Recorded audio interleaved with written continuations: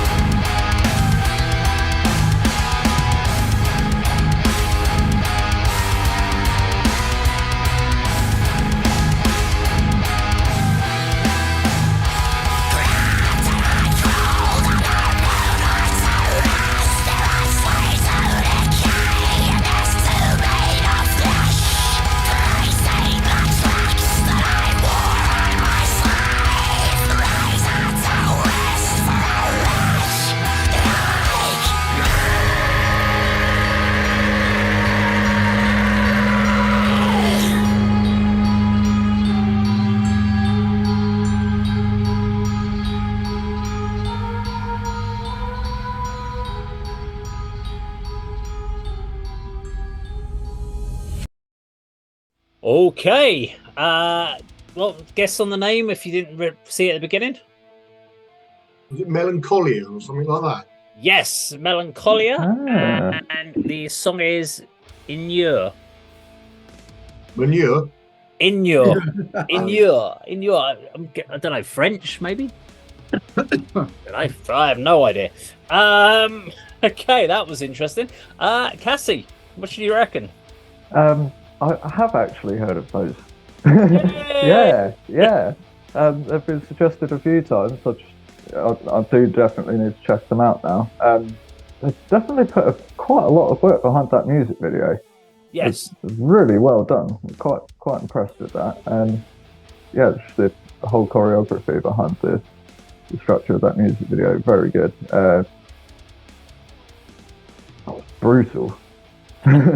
Yeah. Bass done a really weird kind of like almost kind of circusy themed thing at the beginning there that I really got into. It was like, oh, that just kind of came out of nowhere and really shocked me. I was like a carnival. That goes, it's like a very carnival feel. All